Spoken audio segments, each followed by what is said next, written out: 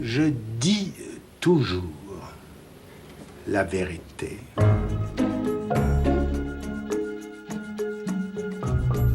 Comment était-ce avant que fût repéré l'inconscient? Ben, c'était pareil.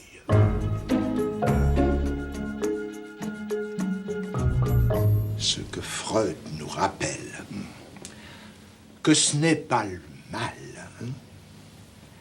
mais le bien qui engendre, qui nourrit la culpabilité.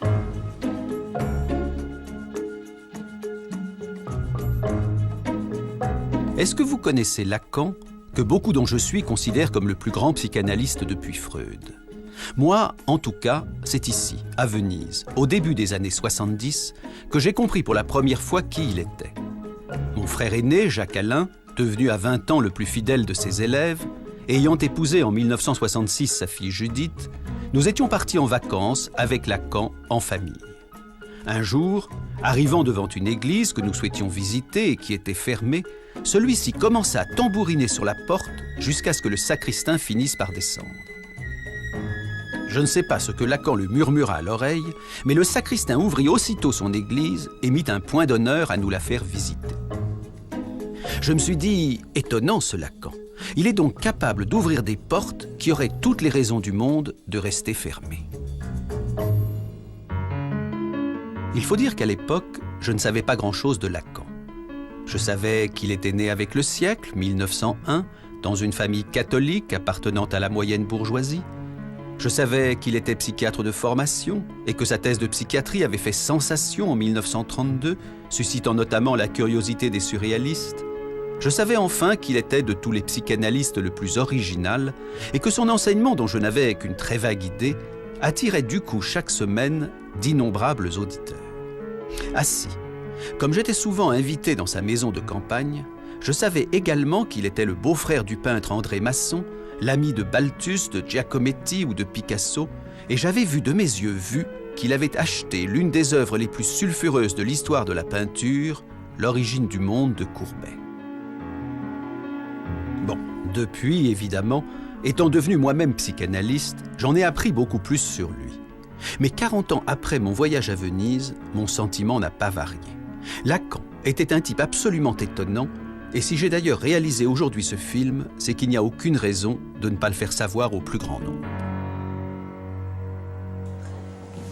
Cela dit, Lacan n'est pas et depuis longtemps confidentiel.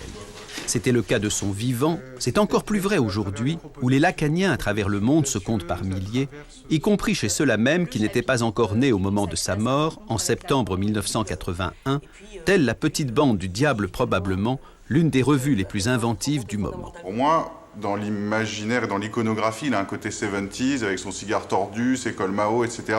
Mais il est d'une actualité, je dirais, imputrescible, parce que justement, il est sulfureux, parce que c'est un personnage qui prend des risques, qui va contre lui-même. Et c'est en ça qu'il fait preuve d'un courage et nous met au défi. Il y a quelque chose dans la figure de Lacan qui interroge le désir de chacun. Sa personne, son style, son désir, l'extrême singularité qui l'anime, interroge chacun. Et il m'a semblé à cet égard qu'au fond, Lacan était le diable. Pas le diable au sens où on l'entendrait comme le méchant. Il fait, lui, cette référence au diable amoureux de Cazotte. Le diable qui vient interroger chacun au plus intime de son être et lui dire, au fond, qu'Evoy. Bien vu. Qu'Evoy, que veux-tu vraiment ? C'est en effet la question que Lacan posait à chacun de ceux qui venaient le voir dans son bureau aujourd'hui mythique. Car l'histoire de Lacan, c'est d'abord l'histoire du 5 rue de Lille. C'est le bureau de Jacques Lacan. C'est un bureau que j'ai très peu fréquenté, puisque je suis sa fille. Mais j'ai tenu à ce que ce bureau soit conservé, non pas pour en faire un musée, mais parce que je pense que c'est un lieu qui a trop compté pour tous ceux qui y sont venus et qui a trop compté pour l'histoire de la psychanalyse, et donc, je dirais, pour l'histoire universelle. Il faut bien dire que tout l'enseignement de Lacan vient de ce qu'il a entendu dans ce bureau.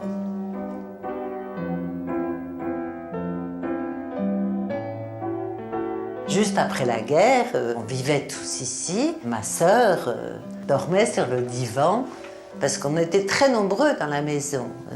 L'appartement a 117 mètres carrés. Il y avait nous quatre, ma mère, mon père, Laurence et moi. Et puis, les maçons étaient là aussi. Ils sont rentrés d'Amérique et pendant quelques temps, donc, Laurence devait dormir sur ce divan qu'elle dégageait quand elle allait à l'école, et peut-être un peu plus tôt, parce que mon père commençait très tôt.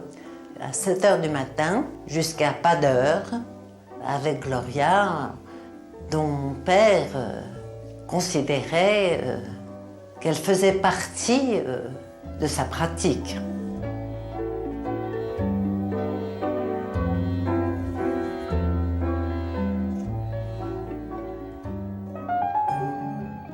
Les patients de Lacan, ces analysants qui ont fréquenté ce bureau, il y en a beaucoup qui peuvent encore témoigner. Et pour ce film, j'en ai rencontré plus d'une dizaine. Je me suis dit qu'ils avaient vu Lacan de près, pendant des années, parfois tous les jours, et que le portrait qu'ils en feront sera subjectif, bien sûr, mais authentique. Eh bien, s'il y a au moins une chose que j'ai pu conclure après les avoir écoutés, moi qui n'ai pas fait d'analyse avec lui, c'est que Lacan ne ressemblait pas, mais alors pas du tout, à un fonctionnaire de l'inconscient. Je ne savais pas quoi faire de moi dans l'existence. Panne, alors que, au contraire, s'ouvrait un éventail de possibilités variées, très contradictoires. Justement, ce qui manquait, c'était le désir pour unifier toutes ces contradictions. Je me suis dit, il faut que j'aille voir Lacan. Mais alors, autour de moi, on disait, mais c'est pas possible, il y a des files d'attente invraisemblables, de toute façon, il ne va pas te prendre. Je l'ai appelé et j'ai demandé à lui parler. Il m'a répondu. Je ne pensais pas que je pouvais comme ça lui parler aussi immédiatement. Je lui ai demandé un rendez-vous. Je lui ai dit, écoutez, docteur Lacan, je voudrais vous voir. Et il m'a dit, venez demain à 17 h. Voilà. Au départ, je voulais faire une analyse avec Anna Freud, donc je me suis mise à apprendre l'anglais. Parce que je connaissais que ça, je connaissais Freud et Anna Freud. Voilà. Et puis finalement, j'ai abandonné l'idée et arrivé à Nanterre, j'ai entendu parler de Jacques Lacan. J'étais persuadée que Lacan avait connu Freud, donc c'était le lien était là, quoi. Le lien à la psychanalyse était là, dans le fait d'avoir connu Freud. Or, en fait, il ne l'a pas connu, il ne l'a même pas rencontré. Qu'est-ce qui vous a frappé chez Lacan la première fois que vous l'avez vu ? Ah, une gentillesse extraordinaire. Une attention que je n'avais jamais rencontrée auparavant. Quelqu'un d'attentif au-delà du courant. Une présence, voilà, une présence attentive. Tous les mots avaient un poids, avaient une importance considérable. Tous les mots qu'il prononçait ou qu'on prononçait soi-même ? Que l'on prononçait soi-même, par son écoute. Même quand on parlait de choses tout à fait banales, des choses du quotidien, mais qui venaient là dans les séances, il avait une manière de les écouter en les reprenant, que ça en faisait comme des objets précieux à travailler. Et souvent, on a entendu dire que Lacan s'occupait à toute autre chose. Lacan s'occupait surtout à écouter celui qui lui parlait.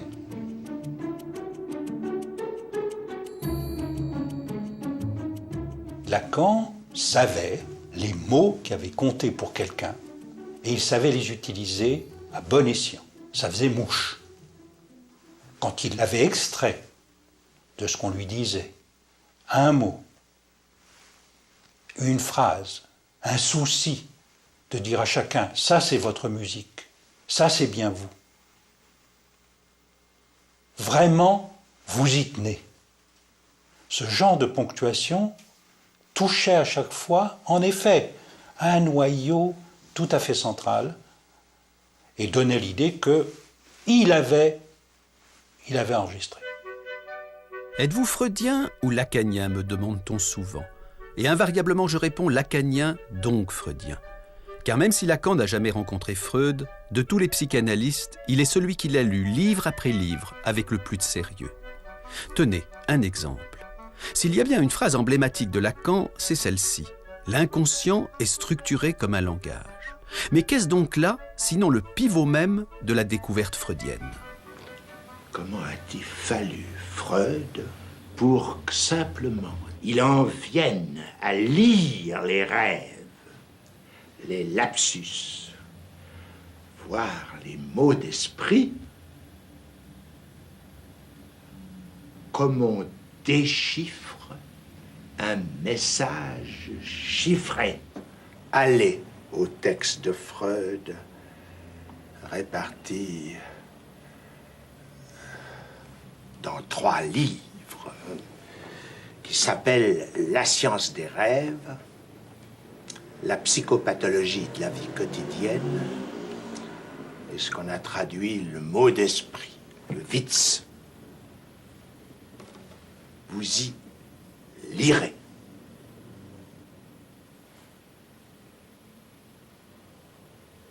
Qu'il ne s'agit de rien d'autre que d'un déchiffrage. Enrichissant et prolongeant la théorie freudienne, sans jamais chercher à la dépasser, Lacan savait aussi en parler d'une façon très concrète à ses patients.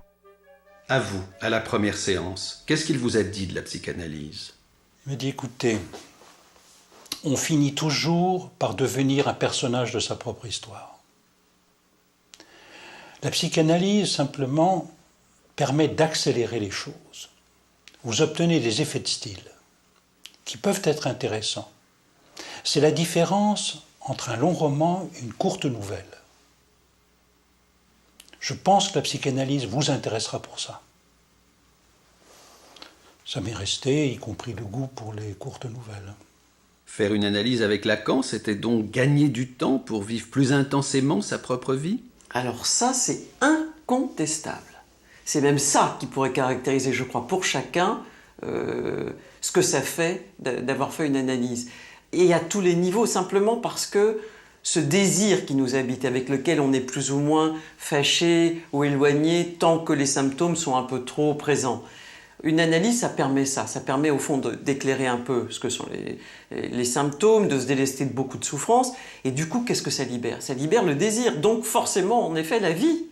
Et la vie à tous les niveaux. C'est vrai dans la vie amoureuse, c'est vrai par exemple pour une femme qui déciderait d'avoir des enfants, c'est vrai au niveau du travail. Moi il se trouve que par exemple j'ai toujours été une grande travailleuse, mais ça a décuplé mes forces au travail et avec un bonheur et une envie voilà, qui est là tout le temps. Cela dit, ne racontons pas d'histoire. Faire une analyse avec Lacan n'était pas de tout repos. On s'allongeait sur son divan, mais pas pour s'y relaxer. C'était difficile, Lacan. Il te prenait avec une main, mais il te... Bon, il me vient le nom en italien, il strattonava avec l'autre main. Strattonava, ça veut dire quoi? Il te tenait avec une main et avec l'autre, il te secouait comme un prunier. Mais il te tenait avec une main. Et ça, je ne pouvais pas le lâcher. Quand je l'ai rencontré, je savais qu'il allait se passer quelque chose avec lui. Je ne veux pas dire de terrible, mais en tout cas, c'était un grand risque. D'ailleurs, il a fallu que j'aille faire des tours en Italie. Je suis revenue, et puis j'ai craqué. Mais je lui ai dit un jour, je vous aime, mais je vous déteste. Voilà. Il m'a dit, il faut bien commencer par quelque chose. Aujourd'hui, vous êtes marié, vous avez 2 enfants, mais à l'époque de votre analyse, vous étiez prêtre. Qu'est-ce qui s'est donc passé avec Lacan? Il a provoqué une espèce de scission entre un idéal auquel j'étais né et j'avais tenu depuis que j'étais petit. Il faut penser que je suis entré au couvent que j'avais 10 ans et ordonné prêtre à 25. Il a fait une coupure entre cet idéal et ce qui m'était comme passion, comme ma passion. La psychanalyse vous a détaché de l'Église, elle vous a également détaché de Dieu? C'est bizarre, c'est resté la même chose. J'ai douté avant, je doute maintenant. Alors Lacan, il était du côté de la dureté ou de la douceur? Je retiendrai que la dureté était du côté de l'acte, mais que la douceur faisait que l'on continuait son analyse.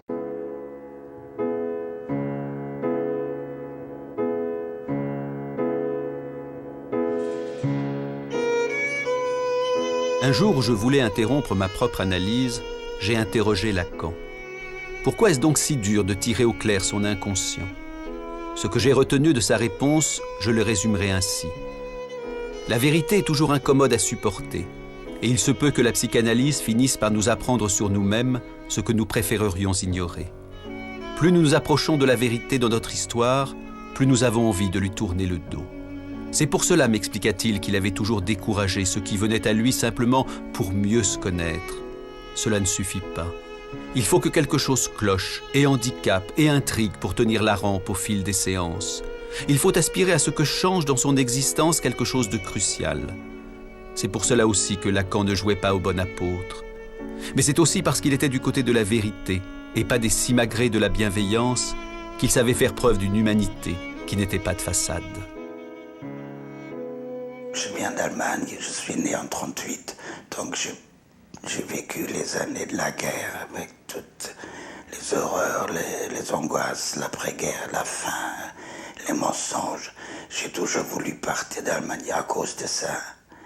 Et dès le début, une des premières séances aussi, j'ai demandé à Lacan, est-ce que je peux guérir de cette souffrance-là? Et en le disant, j'ai compris non, que j'avais eu comme ça une idée, comme cette douleur-là, que je pourrais me l'arracher grâce à l'analyse. Non, il avait une manière de, je sais pas, de me regarder sur moi, qui m'a fait saisir, non, ça, il faudra faire avec toute la vie. Un jour, dans une séance, je parle à Lacan d'un rêve que j'ai fait. Un rêve, et je lui dis, je me réveille tous les matins à 5 heures. Et j'ajoute, c'est à 5 heures que la Gestapo est venue chercher les Juifs dans leur maison. À ce moment, Lacan se lève comme une flèche de son fauteuil, vient vers moi et me fait une caresse extrêmement douce sur la joue. J'ai compris, Gestapo, la geste. Il avait transformé la Gestapo en un Gestapo. Un geste tendre, il faut le dire. Un geste extrêmement tendre. Et cette surprise-là, ça n'a pas diminué la douleur, mais ça en a fait autre chose. La preuve, maintenant, 40 ans après, je le raconte encore, ce geste, je l'ai encore sur la joue. C'est un geste aussi qui un appel à l'humanité, quelque chose comme ça. Il avait une façon d'attraper le symptôme et de l'interpréter qui faisait que, immédiatement, pour ceux qui entendaient, c'était comme un mot d'esprit, c'était comme un Witz, et en tout cas, c'était vivant.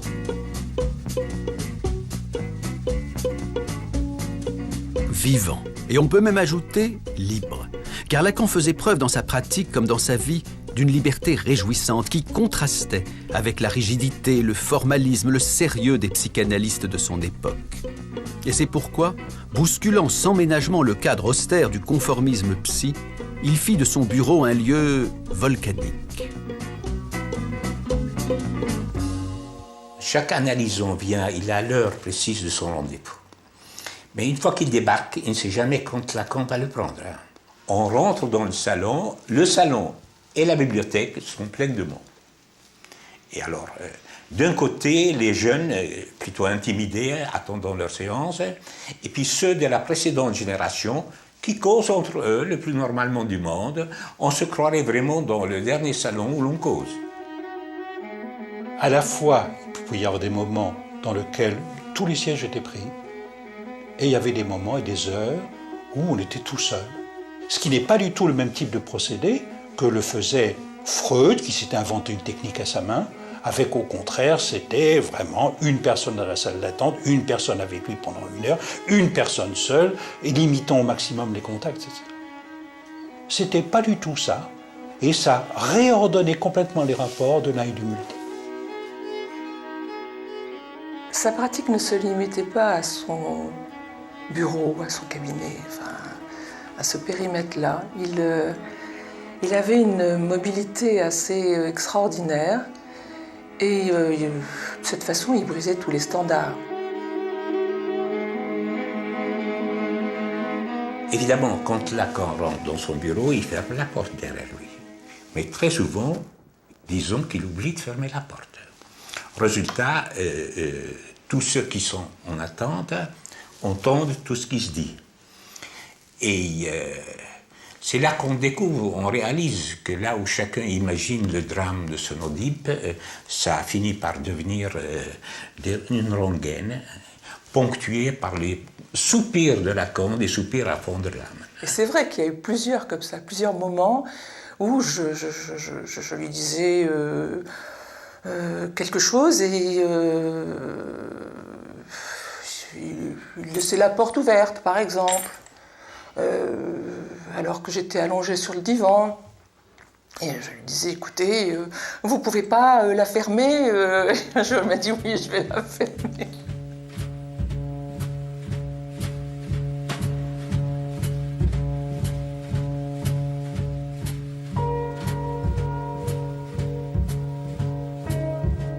Il y a certainement un maniement de l'espace, disons, du privé et du public, qui faisait tout de même que chez Lacan se brouillait l'espace privé, l'espace public. En même temps, il y avait le sentiment, il y avait une zone de très grande intimité, réservée, préservée. Il y a des choses que je n'ai jamais sues chez les gens que je croisais plusieurs fois par semaine chez Lacan. Et d'un autre côté, tout un espace où privé-public, des interpellations, des choses se déroulaient sur une scène, disons sur la scène du monde. Par exemple, ton père laissait le téléphone sonner dans son bureau? C'était le contact, je crois, avec le monde extérieur, qui n'était jamais interrompu, aussi attentif qu'ait pu être mon père en tant qu'analyste à chacun. Le monde existait encore. C'est un téléphone qui a toujours été par terre. Et une Américaine était venue consulter le docteur Lacan pour sa fille et elle a tenu que ça n'était pas un analyste qu'elle venait voir, précisément parce que le téléphone était par terre et que l'ensemble des pièces qu'elle a pu voir n'étaient pas analogues à ce qu'elle imaginait d'un appartement d'un grand psychanalyste. Qu'aurait-elle dit la malheureuse si elle avait su en plus que Lacan interrompait brusquement ses séances sans respecter aucun timing? Les séances à durée variable, ce sont les seules qui peuvent attraper quelque chose d'un instant d'ouverture de l'inconscient. Quand l'analysant dit quelque chose qui n'entend pas ce qu'il dit et que l'analyste coupe là, évidemment, là, ça a un effet beaucoup plus intéressant que s'il s'aperçoit dans la séance de ce qu'il a dit là et qu'il va ensuite prendre tout le temps qui reste dans l'hypothèse d'un effet de séance chronométrée pour s'empresser de recouvrir tout ce qu'il a dit ou lui donner un système explicatif qui lui-même fera que ce qui a surgi à son insu sera totalement recouvert ou effacé. À ces séances beaucoup plus courtes que dans l'orthodoxie freudienne, Lacan ajoutait une autre inconvenance. Il n'avait pas de grille tarifaire et se déterminait au cas par cas. Comment le prix de vos séances a-t-il été fixé? Je lui ai expliqué qu'à l'époque, l'ordre religieux me donner une certaine somme pour un mois. Et il m'a dit, eh bien, vous me donnez cette somme-là chaque séance. Je dois dire que c'était difficile. Au moment de prendre congé, il me demande un prix de séance. Jamais je n'avais eu autant d'argent sur moi. Alors j'étais complètement éberluée. Et il me dit très gentiment, « Oh, mais ça ne veut pas dire que je vous prendrai ce prix-là à chaque fois. » Lorsque je l'ai vu la première fois, il m'a dit, à la fin, donnez-moi telle somme. Une somme à tomber à la renverse. Alors je lui dis, monsieur, je n'ai pas cette somme. Et il m'a dit, eh bien, donnez-moi ce que vous avez. Je lui ai donné ce que j'avais. Je lui ai tout donné, tout ce que j'avais dans mon porte-monnaie. Et quand je suis retournée le voir, je lui ai dit, écoutez, c'est avec vous que je veux faire une analyse. C'est rien à faire, c'est avec vous. Mais voilà, je ne peux pas vous payer ce que vous me demandez. Et là, il ne m'a pas dit, donnez-moi ce que vous avez. Il m'a dit, donnez-moi ce que vous voulez. Il paraît que pendant plus d'1 an, vous avez poursuivi votre analyse avec Lacan sans lui payer un seul centime. Absolument. Et vous aviez l'habitude d'aller avec quelle fréquence chez lui? Au début, j'allais 2 fois, puis c'était tous les jours, sauf le samedi. Et à la fin des séances, il ne vous demandait pas où vous en étiez? Rien du tout. Comment vous avez compris ça, que Lacan, qui était, raconte-t-on, tellement cher, ait pu... Mais c'était sa réputation, comme quoi Lacan était un homme qui aimait beaucoup l'argent.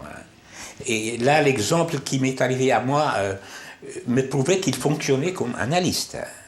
J'étais là, je faisais mon analyse, il voyait bien que je jouais à quoi que ce soit, ce qui fait qu'il m'a laissé faire. Il a su attendre. Il a su attendre et être patient.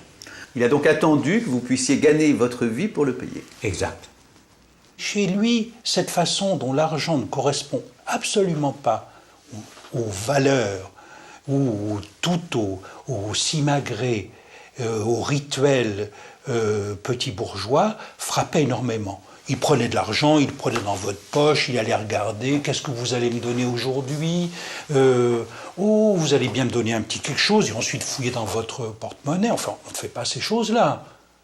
Parce qu'on ne comporte pas comme ça. Ou bien le mettant ensuite dans son tiroir, chez lui, avec des billets qui s'accumulaient, donc visiblement il ne savait pas combien il y en avait. C'était quelqu'un d'autre qui s'en occupait à l'occasion où Gloria venait, prenait ce qu'il y avait dedans. C'était d'autres qui s'en faisaient. Pour lui, l'intérêt majeur, c'est celui de la psychanalyse. Et d'intéresser chacun de ceux qui venaient le voir à une dimension d'un intérêt au-delà de ce qui étaient ses intérêts évidents. Patients innombrables, attentes interminables, séances courtes, prix exorbitants, toute une mythologie se constitua progressivement autour de Lacan, qui devint à la fin des années 50 l'image même de l'hérétique. Mais en fait, chez Lacan, le non-conformisme était depuis les années 30 une seconde nature. Quand jeune psychiatre, il étudia le cas de cette patiente surnommée Aimée, en prenant à contre-pied, en subvertissant la psychiatrie officielle. Quand lui, il va publier le cas Aimée, il vient tout à fait en rupture avec ce que font les maîtres qui sont les siens à cette époque-là. Les maîtres de l'époque, ce qu'ils veulent, c'est décrire une symptomatologie à laquelle ils vont attacher leur nom. Et donc, il leur faut en effet un nombre important de cas, comme si, en effet, le nombre venait confirmer. Et Lacan prend le contre-pied tout à fait de ça. Lacan veut montrer qu'avec un cas approfondi, on peut dire beaucoup plus de choses qu'avec ce qui était aussi à l'époque ajouter les cas les uns à la suite des autres, comme c'est aussi aujourd'hui la loi du nombre qui dirait quelque chose des patients. La loi du nombre dit peut-être quelque chose d'une maladie, elle ne dit rien d'un patient, elle ne dit rien d'un sujet. Ce que Lacan a introduit, c'est tout de même la singularité du sujet, le un par un. En s'opposant à la tyrannie du nombre, en refusant de se comporter devant la souffrance comme un médecin, Lacan ne pouvait faire que scandale. Imaginez qu'il disait cette chose incroyable pour un thérapeute: le symptôme est ce que beaucoup de personnes ont de plus réel. Oui, le symptôme, ce qui nous handicape, ce que les autres appellent notre dérèglement, ce dont la médecine se propose de nous débarrasser, et hop, on n'en parle plus. Eh bien si, justement, parlons-en, disait Lacan. Soyons attentifs à ce que raconte le symptôme, non pas pour l'accepter tel quel comme une fatalité, mais pour l'apprivoiser et le transformer. Croyez-moi, un médecin rencontrant Lacan n'en sortait jamais indemne. De rencontrer Lacan et de faire une analyse avec lui, est-ce que ça a fondamentalement changé votre regard de médecin? Oui, parce que je suis devenu incapable de pratiquer la médecine. Incontestablement, l'expérience analytique a contribué à me défaire de cette position de savoir et de maître qui était celle qui me convenait très bien quand j'étais un jeune médecin. Je me souviens très bien d'ailleurs comment on m'a enseigné la médecine. Et on me l'a enseigné très bien. Au début, quand je faisais mes premières observations médicales, c'était dans un service de neurologie, on faisait de très très longs examens, la moyenne était d'1 heure, et on apprenait à mettre strictement entre parenthèses tout ce qui était personnel, tout ce qui concernait les petites anecdotes, les petits faits personnels du patient, pour ne retenir que ce qui était strictement objectivable, mesurable, vérifiable. Et ça a été un apprentissage qui s'est fait au fur et à mesure. Et c'est toute cette part singulière, personnelle, individuelle, qui s'est trouvée révélée le jour où j'ai pénétré dans le cabinet du docteur Lacan. Freud avait découvert la psychanalyse en étudiant l'hystérie, c'est-à-dire la névrose. Lacan, lui, savait la dette qu'il devait à la psychose, à la folie. Et c'est pour ça que toute sa vie, ce qu'on ignore souvent, il a continué à se rendre régulièrement à l'hôpital psychiatrique, notamment pour s'y entretenir avec des patients internés, dans le cadre de ce qu'on appelait sa présentation de malade, où il ne manquait jamais de surprendre les jeunes médecins qui l'accueillaient. Alors, j'ai retrouvé quelques notes griffonnées à l'époque, et au fond, c'était... je l'ai accueilli lors de sa venue à la présentation. Habituellement, c'était pas l'interne qui l'accueillait, mais ce jour-là, on m'avait demandé de le faire. Et je ne l'avais jamais rencontré personnellement. Et au fond, ça a été une surprise immédiate. Parce qu'il est arrivé, en montant le perron qui menait au bâtiment où se déroulait la présentation, en me faisant un sourire immense, plus immense que son visage, et comme s'il retrouvait une vieille connaissance très chère. Et je dois dire que c'était vraiment tout à fait surprenant. Et j'avais noté suavement galant, doucereusement agréable, outrageusement courtois, abusivement souriant, terriblement cinglant et malicieusement perçant toujours. Mais c'est ce même homme qui, quelques instants plus tard, devant le malade qu'on lui présentait, changeait du tout au tout, faisant entrer dans l'asile rien de moins que l'écoute psychanalytique. Pour lui, c'était un moment tout à fait important. Un moment, au fond, où il se laissait enseigner par la personne qu'on lui présentait. Donc, et il voulait enseigner aussi l'auditoire. Donc il était extraordinairement attentif à laisser se déployer la parole dans sa singularité, dégagée de tout syndrome morbide, comme on dit. La perspective de sa présentation était une position subversive par rapport à la tradition des présentations de malades, des médecins ou des psychiatres, où au fond on tentait plutôt de démontrer que telle personne entrait dans tel cadre clinique déjà préétabli, alors que Lacan voulait au contraire entendre tout le sel d'une expérience singulière. Hélas, la subversion n'est pas souvent bien vue. Et si les collègues de Lacan, psychiatres ou non, aimaient l'écouter et admiraient son incontestable talent d'orateur, ils ne l'en exclurent pas moins brutalement de leur rang et le traitèrent comme un dissident. Fort heureusement, cela fut l'occasion pour Lacan d'un nouveau départ à Normal Sup, avec à la clé la création de sa propre école de psychanalyse. Lacan avait été expulsé des écoles dans lesquelles il se trouvait auparavant. Il se retrouvait, comme il le disait lui-même, excommunié et par l'intermédiaire d'Althusser, il avait pu trouver asile à l'école normale, dans la salle de théâtre de l'école normale. Et du coup, parce qu'il avait été exclu, Lacan trouva un public beaucoup plus large que celui qu'il avait eu jusqu'alors, sidérant littéralement les plus brillants des jeunes intellectuels du moment, qui n'étaient pourtant pas en manque de maîtres. Nous pouvions à la fois entendre, discuter avec Michel Foucault, qui venait de publier l'Histoire de la folie. Il y avait à côté Roland Barthes, qui enseignait à l'école des hautes études, Georges Dumézil, qui, du côté de l'histoire des religions, nous apprenait à découvrir les vertus du structuralisme dans un champ tout différent de celui où il s'était imposé d'abord, c'est-à-dire dans la linguistique saussurienne. Il y avait Lévi-Strauss au Collège de France. Derrida est devenu répétiteur doublant en même temps Althusser. J'oubliais évidemment celui qui était le maître de Michel Foucault et que admirait aussi beaucoup Jacques Lacan, Georges Canguilhem.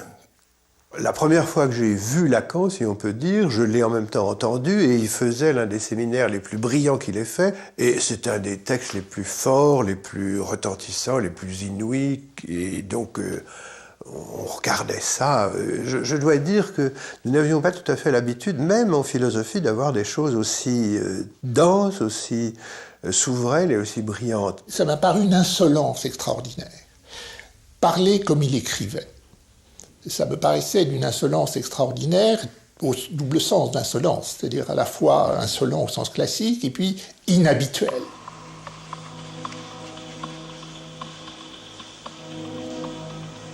J'attendais d'être surpris, que je ne puisse pas prévoir en quelque sorte la note qui viendrait après. Comme dans, vous savez, dans une pièce de piano ou de musique en général m'intéresse quand je ne peux pas prévoir la note qui vient après. Et là, c'est ce sentiment que j'ai eu très tôt, dès la première conférence, et j'étais traversé d'une sorte de jubilation.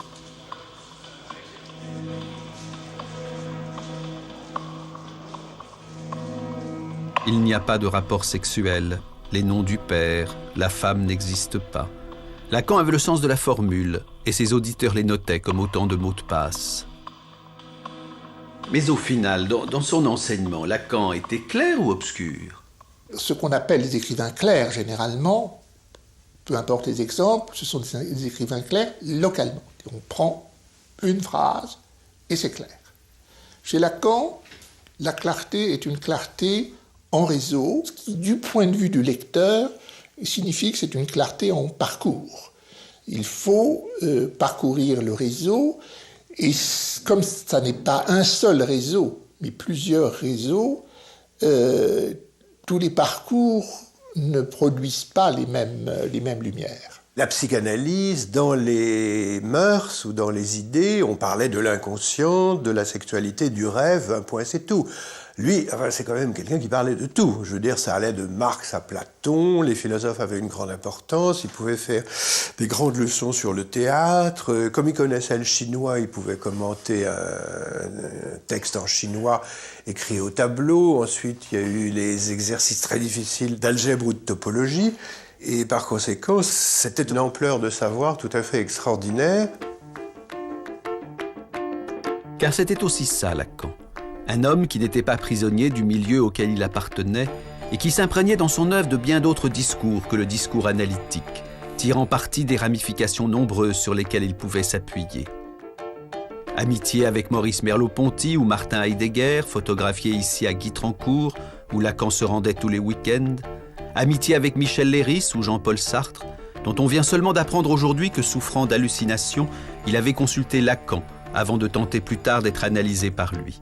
Amitié aussi avec les artistes, à commencer par les acteurs de théâtre. Il allait au théâtre, il avait fait sur le théâtre un grand nombre de séminaires formidables, ça allait de Sophocle à Claudel, à Genet, etc. Il avait épousé une actrice que nous connaissions bien. J'ai très bien connu Sylvia Bataille, elle venait voir les spectacles. J'ai travaillé avec Chéreau à ce moment-là, elle venait tout voir à Lyon-Villeurbanne. Maman était effectivement actrice de cinéma et qu'elle était absolument adulée par énormément de monde au moment où mon père l'a connue. C'était certainement quelque chose qui apprenait beaucoup de choses à mon père que d'entendre ma mère parler de ce que c'est qu'être acteur. Les années 60 ponctuent un moment crucial dans la vie de Lacan. C'est là que son cours, son séminaire, commencé avec une vingtaine de personnes dans son appartement, prend à Normal Sup toute son ampleur. Désormais, il est clair que tout le monde peut venir écouter ce que Lacan veut transmettre. Cet auditoire était extrêmement bigarré. Se retrouvaient à la fois là des psychiatres, des mathématiciens, des historiens, des sociologues, des philosophes, des économistes, enfin des gens venant d'horizons extrêmement divers que Lacan avait pêchés. Il les avait entraînés dans quelque chose qui était un rendez-vous générationnel, mais d'une génération qui défie la chronologie. On ne savait pas ce qu'on allait trouver ce jour-là quand on venait au cours de Lacan. On ne savait pas ce qu'on allait entendre. Et d'ailleurs, à la sortie, chacun avait entendu des choses extrêmement diverses. Chacun était persuadé d'ailleurs que Lacan lui avait dit quelque chose à lui de particulier dans le séminaire, quelque chose avait vibré, enfin c'était très drôle. Le débriefing du séminaire qui avait lieu au bistrot après permettait de voir que justement Lacan se situait dans un registre de la langue, dans l'équivoque, qui faisait que ça résonnait pour chacun de façon extrêmement particulière.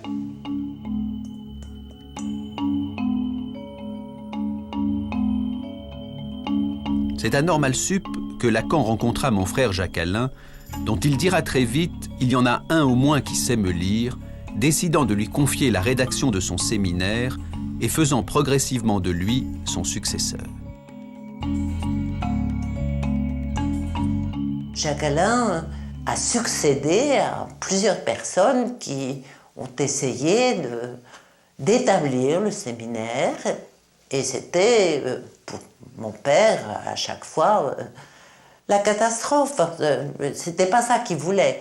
Moi, ce dont je me souviens, c'est que quand Jacques-Alain lui a dit « je peux faire vos séminaires », il lui en a présenté les 4 concepts fondamentaux de la psychanalyse. C'était la joie pour mon père et vraiment un soulagement extraordinaire. Et d'ailleurs, tout de suite, mon père a dit « vous allez les faire tous ».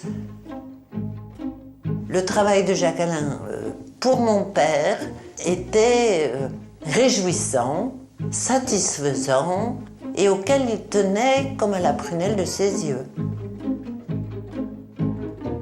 Que Lacan ait été soulagé se comprend aisément.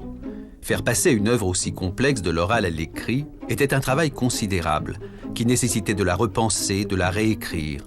Et cela explique pourquoi Lacan demanda aux éditions du Seuil que Jacques-Alain soit inscrit contractuellement comme son co-auteur.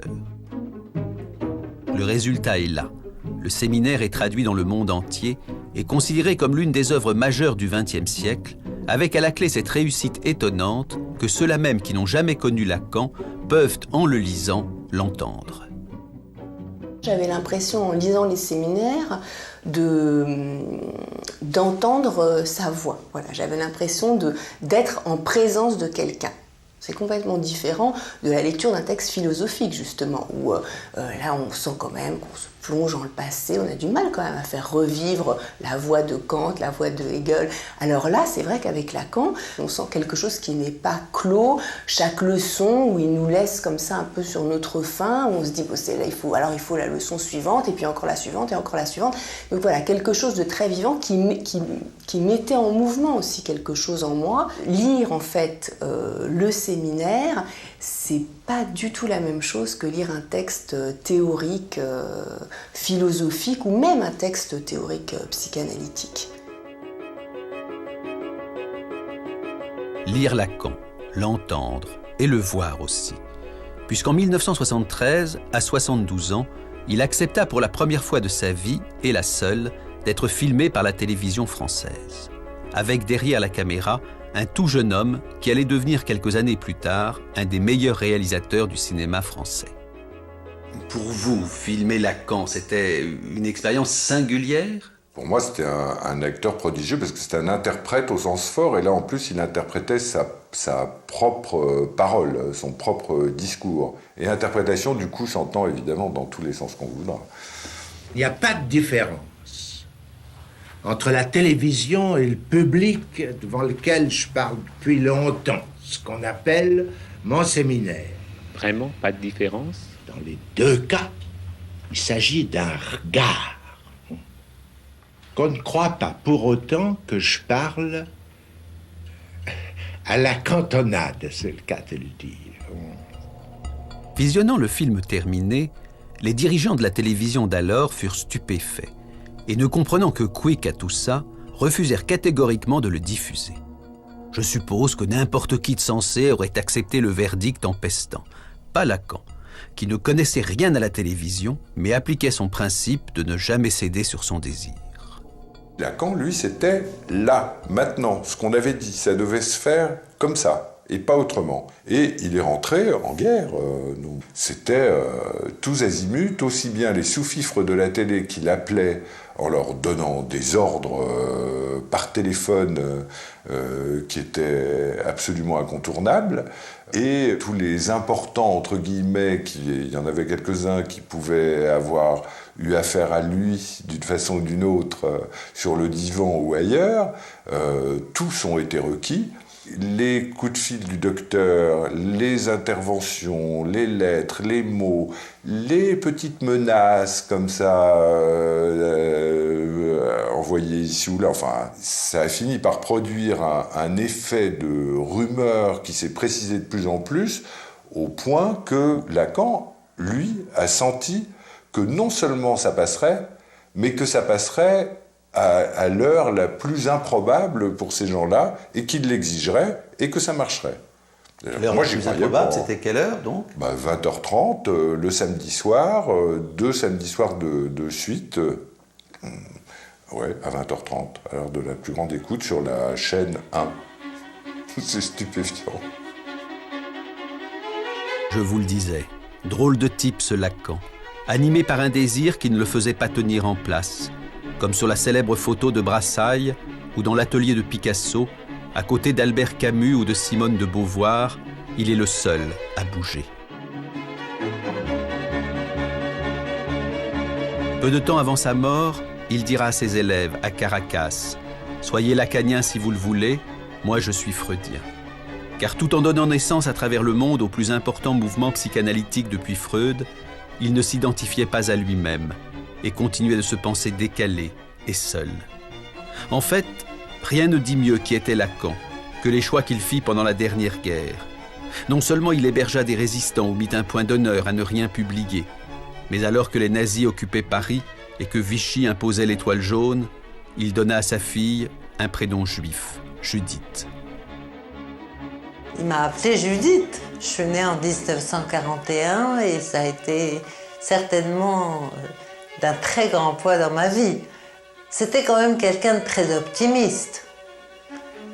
Et en tout cas qui a cru à la résistance et qui a résisté.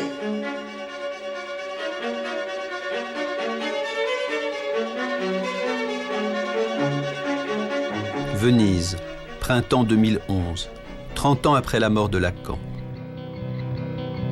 Freud lui aussi aimait bien cette ville. Il disait « Les pierres parlent ». En me promenant sur le Grand Canal, ce film presque terminé, et cherchant dans ma mémoire d'autres images de Lacan, je me suis demandé pourquoi nous a-t-il si peu parlé de lui pendant toutes les années où nous l'avons côtoyé ? Pourquoi nous a-t-il raconté aussi peu de souvenirs ? Et arrivé à Paris, je suis allé voir mon frère Jacques-Alain, grâce à qui, après tout, j'avais connu Lacan et Judith et la rue de Lille et la psychanalyse. Quand je l'ai connu, toi un peu plus tard, c'était un homme qui approchait des 70 ans. Donc il y avait... il était en rapport avec... Nous l'avons connu en rapport avec la fin de sa vie. Et décidé à vivre jusqu'à la dernière seconde. Je n'ai jamais rencontré personne qui ait eu moins de nostalgie que Lacan, et il ne racontait jamais un souvenir. Il parlait même quasiment jamais du passé. Je l'ai connu en janvier 1964. Il avait eu des déboires historiques avec ses collègues dans les 3 mois qui avaient précédé.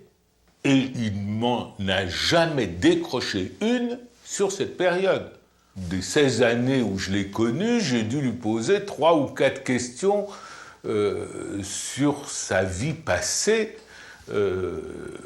auxquelles il a répondu. Pour le reste, c'était sans intérêt pour lui. Il était dans le moment présent. Et une petite anticipation. Il ne se préoccupait donc pas de la postérité? Les gens, pour lui, ça n'existait qu'un par un. Et c'est d'ailleurs pour ça qu'il a été si réticent pendant 20 ans à publier son séminaire. Il voulait avoir les gens devant lui, voir comment ils réagissaient, ce qu'ils allaient lui dire après, dialoguer avec eux. Et l'idée de s'adresser à la masse, au monde, voire à la postérité, ça lui était parfaitement étranger. La postérité, c'est une abstraction. Et c'était une abstraction pour Lacan. J'aurais pu m'en souvenir, mais je préfère le lire. Bon, parce que c'est dans l'esprit de Lacan, c'est un petit poème de Raymond Queneau, qui est tout à fait... Lacan le cite souvent, Queneau, et c'est tout à fait dans le même esprit. Ce soir, si j'écrivais un poème pour la postérité, Fichtre, la belle idée, je me sens sûr de moi, j'y vais, et à la postérité, j'y dis merde, et remerde, et re-remerde. Drôlement feinté la postérité qui attendait son poème. Ah, mais... Bon. Eh bien, ça c'est lacanien.